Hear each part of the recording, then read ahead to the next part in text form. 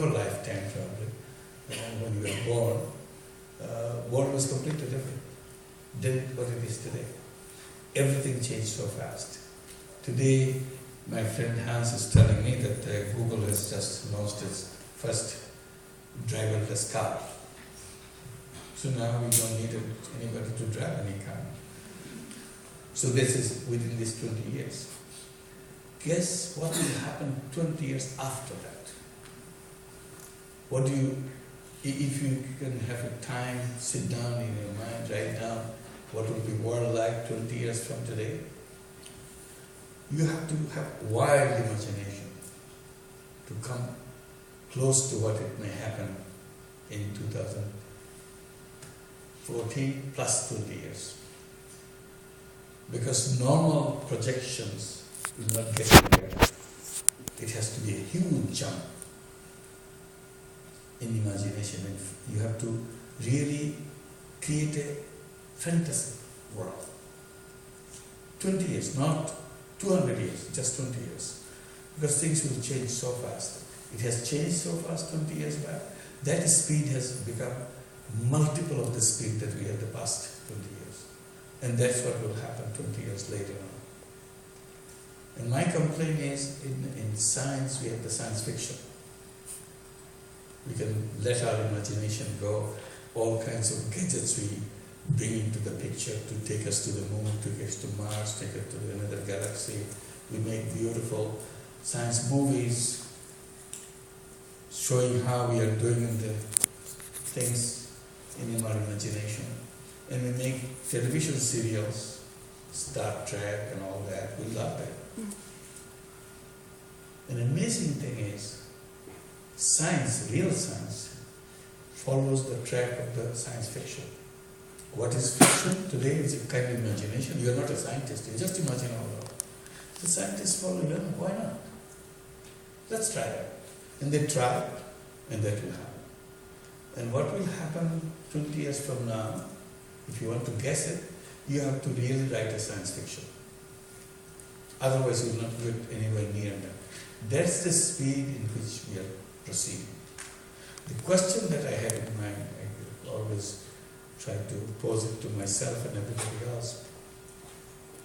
We do very good in science fiction, but we don't write any social fiction. You don't have a television series to show crazy society we built and so on, and something which is so different from our society. We don't do that. In science we do that a lot. Crazy machine, crazy idea, transporter, you stand here in seconds, you are a million miles away someplace else. We do that. We don't know how to do it, but we show it as a fiction. We do that. In societal issues we don't do that. And that's where I think things are missing. Because if you don't fantasize, if you don't imagine, how can we make it happen? In order to make it happen, we have to imagine that. Then we can make it happen. If we don't imagine, it will not happen. If we imagine, I can guarantee you it will happen. It's a question of how much time it needs. Because you imagined it, that's why it will happen. So that's the challenge. We are not doing it ourselves. And young people are the people who can imagine in a wide way and say, this is what we will have. You don't have to make a social reformer, just in fantasy, just a kind of thing. Why not kind of work? Why not this? Why not that? Why not this way? Because this is what we are feeling so kind of depressed about. So we create in our fantasy absolutely. There's no way things can happen differently than what we fantasize. And then, because we fantasize, we will start finding the roads, how to get there. So this is one task that I see, the role of fantasy. We take everything for granted in many of our social institutions, in our social behaviors, because of rigid, we follow, we go there, and so on. And one of the things that we unknowingly hit on, not because we did some research, we feel terrible, that why don't we design it this way, we are good in the classroom, we were good in the seminar, and then we start building it. Not like that. Something happened because of the desperation of the situation. I didn't even think about that I'm going to do that. I had no idea that I'll ever do that, but I did it. Lending money to poor people. This was not a pre-planned thing. Simply, situation right in front of you is so bad, you couldn't resist yourself. You jump at it. You don't take, okay, maybe, let's do that. It's not like you literally jump at it. This is the loan sharking in a village, but see it every day because I was in the village going to see people if there's anything I can do. And seeing that, it's so ugly things to see how one human being becomes so cruel to another human being, take advantage of the helplessness of other people. And you cannot tolerate this, but it is there, you have to tolerate it because you can't change it. And you feel so helpless in the face of this because all your capacity is totally become insignificant. You thought you got your PhD, you know everything, you know the solution of economic problem. Nothing. You stand in front of this real thing, somebody lending few dollars, not even a couple of dollars, lending money and taking control of the life of the other people. What does your economic theory tell you? Nothing. What does your institutional architecture tell you? Nothing. So you stand there helplessly, watching this happen in front of you. Then one flicker of an idea. Why don't I lend the money to them? If I lend money to them, then they don't have to go to loan shark. And the problem is solved. I don't have to discuss with anybody. I don't have to write articles about it or write books about it, nothing. Just give the money and it's it. They don't have to go to loan shark, they will come to me and that problem will be solved. And that's what I did. That was the beginning of the entire thing. The rest is how I got sucked into it. I didn't even try to extract myself. I was drawn more and more into it. I never knew what would be my next step because I didn't worry about next step. I was busy doing this step. And then circumstances pushed me to the next step. And I found it very easy, I took the next step. And people kept coming from other places, other villages, I started doing that. Then my money was running out, so I went to the bank. So why don't you help me lend the money to these people? Bank said no, it cannot be done. That's the problem. And I couldn't accept it. I started shouting at them, saying nasty things to them. Didn't change anything. They held on to their own principles, whatever their rules are. So finally, after several months of banging heads on every door of banks, couldn't open. And here people are waiting for money, and I have to give them money.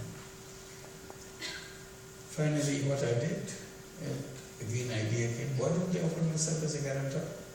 So I said, I want to be a guarantor. I'll sign every piece of paper you give me. And you give the money. If anybody doesn't pay you back, I stand guarantee, I'll pay you back on their behalf. If nobody pays, I'll put the whole money for you. They couldn't believe it that somebody in sane mind will do something because they knowing fully well this money will never come back. That's what their idea. And I'm confident that this money will come back because I'm doing it and people are responding very well. So finally they have to yield, they have to give up. They said, okay, we'll give you money to lend money to the people with you signing every single paper that we give you. I said, you bring any paper to me, I'll sign. That's no problem. All I need is money. So that was the beginning of the next phase. I don't know what that will lead me to. Luckily, it led me to expand it more because now the money is coming, so I keep on doing that. And good thing that happened, money was coming back continuously. And we created little ideas how to make it easy for them to pay back. We are not trying to make it complicated. We are making it easier and easier so that they don't feel threatened by the whole thing. My whole job was how to make it easy for people to accept it.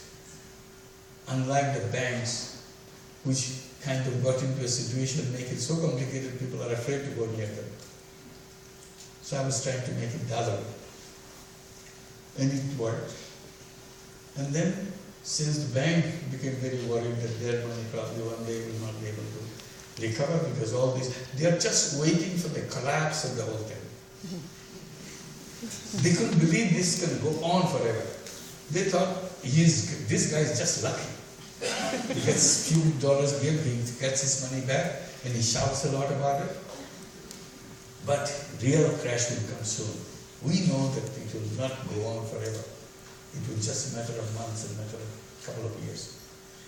Couple of years gone, it gets bigger and bigger. So they thought we have to restrict it. So they started being stingy, will not give the money which I wanted. Then I got very agitated. I said, I know that it works. Why these people are behaving like this? Then I said, why don't I create a separate bank? This is very simple. This bank can work by itself. Then the idea of creating a bank came. And finally, in 1983, we created that bank. Started in 76, 83. And that happened. And then kept on expanding and expanding. That's the rest of its history. But what I'm saying, at each point, I have no plan. At each point, I have no idea what will happen. I was just going with the flow of it, stream of it, continuing. My students got very excited with me. The more I do, the more excited they get. Because they got something. Apart from their classroom thing, now this is very fascinating when they're doing. So they enjoyed it, I enjoyed it. And then people say, how did you organize all these little designs of the banking, how you collect it, how you organize people, the rules, procedures. Banking, after all, is a huge organizational exercise. How do you do that? At the beginning, I don't know how to answer that question because I didn't realize each time I'm doing something. Then I started saying, oh, it was very easy. I didn't have to sweat on anything. Literally, I didn't have to sweat anything. What I said, when I needed some rules and procedures, I just look at the conventional bank, big banks that they're there, and see how they do it in each case. Once I learned how they do it, I just do the opposite. That was very simple thing for me. Everything I did, you can just list them. It's just opposite. They go to the rich, I go to the poor. They go to men, I go to women. They go to city center, I go to remote village. Even after 38 years today, we still don't have a single branch in any city, any urban area of Bangladesh. We still do the work in the rural areas, in the villages. And every village in Bangladesh